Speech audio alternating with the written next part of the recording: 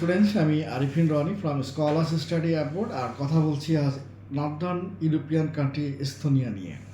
Estonia নিয়ে কথা বলার সবচেয়ে বড় দুইটি রিজন হচ্ছে যে গত ইনটেকে তাদের ভিসা রেশিওগুলো কিন্তু খুবই চমৎকার ছিল, এবং পাশাপাশি বাংলাদেশি স্টুডেন্টদের ইন্ডিয়া যাওয়ার যে সবচেয়ে বড় প্রতিবন্ধকতা, এটি কিন্তু লাস্ট ইনটেক থেকে সেটি থাকছে না।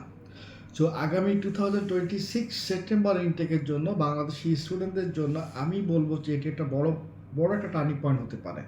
প্রথম রিজন হচ্ছে কি, যে আপনি খুব বেশি টিউশন ফি আপনাকে গুনতে হচ্ছে এমন কিন্তু না। যেহেতু আপনাকে 1 বছরের টিউশন ফিটা আপফ্রন্ট ডিপোজিট করে দিতে হবে, বা টিউশন ফি রেঞ্জটা 4,000 থেকে আপনি 7,000 7,500 ইউরোর মধ্যে আপনি পেয়ে যাবেন, ডিপেন্ডিং অন দ্য সাবজেক্ট এবং আপনার ইনস্টিটিউশন।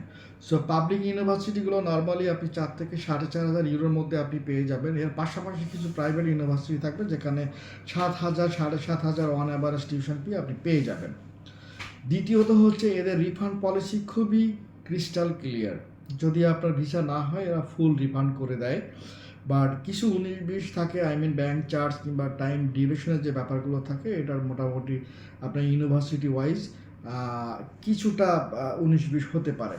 বাট খুবই ক্লিয়ার যে তাদের বলাই থাকে যে টিউশন ফি ফুল তারা রিফান্ড করে করে দিবে।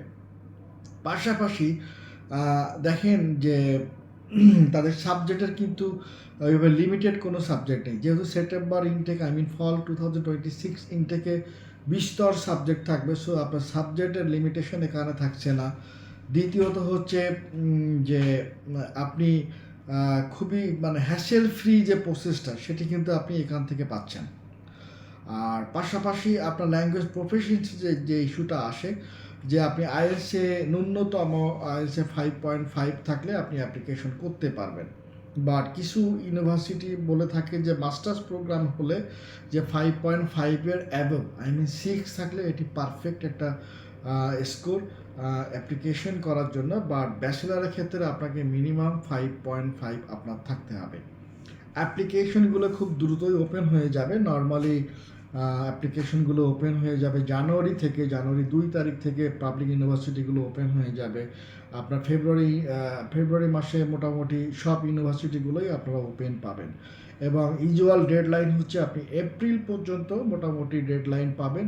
এই সময়ের মধ্যে আপনাকে অ্যাপ্লিকেশনটা কমপ্লিট করে ফেলতে হবে। এখন পাশাপাশি কোশ্চেন হচ্ছে যে আমরা এমবিসিটা কোন সময়ে ফেস করব। আপনি অ্যাপ্লিকেশন করলেন, এখানে এসওপি কিন্তু একটা ইম্পর্ট্যান্ট পার্ট, যেটা আপনার সাথে আমি শেয়ার করে রাখি। অ্যাপ্লিকেশনের সময় এই পার্টটাও আপনারা খেয়াল করবেন। এবং অ্যাপ্লিকেশন হয়ে গেল, আপনি অ্যাপ্লিকেশন ফি দিলেন, ইন্টারভিউ থাকবে, ইন্টারভিউ শর্ট লিস্টেড হলেন, আপনি কন্ডিশনাল লেটার ইস্যু হলো, আপনি টিউশন ফি সাবমিট করলেন, ফাইনাল অ্যাকসেপ্টেন্স লেটার পেয়ে ভিসা পার্টটাতে যে যাওয়ার সময়, এটা মোটামুটি জুন জুলাই হয়ে যায়। সো এই সময়ের মধ্যে আপনি আপনার প্রসেসটা কমপ্লিট করে নিতে হবে। আর বিগত দিনগুলোর মতো আমরা এবার এস্তোনিয়াটাকেও প্রমোট করতে চাচ্ছি, যেহেতু ইন্ডিয়া যাওয়ার এই বড় হ্যাসেলটা থাকছে না। সো এস্তোনিয়া নিয়ে যদি আপনাদের স্পেশালি কোনো কোশ্চেন থাকে, আমাদের অফিসে এসে যোগাযোগ করবেন, কিংবা স্ক্রিনে দেওয়া হোয়াটসঅ্যাপ নাম্বার থাকবে, সেখানেও আপনারা ইনিশিয়াল যে কোয়ারিগুলো থাকে সেগুলো আপনারা জেনে নিতে পারেন। এবং আমি চেষ্টা করব যে সেকেন্ড আরও একটা ভিডিও কন্টেন্ট রেডি করতে, এবং সেটি স্পেশালি ভিসা পার্ট নিয়ে, যে এস্তোনিয়ার জন্য আপনারা কোথায় যাবেন, কিভাবে এমবিসি ফেস করবেন, কিভাবে অ্যাপয়েন্টমেন্ট নেবেন, এবং সেখানে কোনো কন্ডিশন থাকবে কিনা স্পেশালি বাংলাদেশি স্টুডেন্টদের জন্য, এই সকল বিষয়গুলো নিয়েও আমি আগামীতে ট্রাই করব আরও একটি ছোটো কন্টেন্ট আপনাদের জন্য রেডি করতে। সো ভালো থাকবেন। যারা আগামীতে অ্যাপ্লাই করতে চাচ্ছেন এস্তোনিয়াতে, আমি মনে করি এটা একটা টার্নিং পয়েন্ট কিংবা একটা বিগ অপরচুনিটি। যেহেতু বাংলাদেশি স্টুডেন্টদের ইউরোপিয়ান কান্ট্রিগুলোতে ভিসা রেটটা সেই আগের মতো নেই, সো এস্তোনিয়া যেখানে ভিসা দিচ্ছে এবং খুবই অল্প খরচে, সো আমার কাছে মনে হয় এটা একটা খুব দারুণ সুযোগ। যাদের বাইরে পড়াশোনা করার ইচ্ছা আছে কিংবা ছিল, আপনারা চাইলে এটা নিয়ে দেখতে পারেন কিংবা অ্যাপ্লাই করতে পারেন। সো সবার জন্যই শুভকামনা, ভালো থাকবেন। দেখা হচ্ছে আগামীতে নতুন কোনো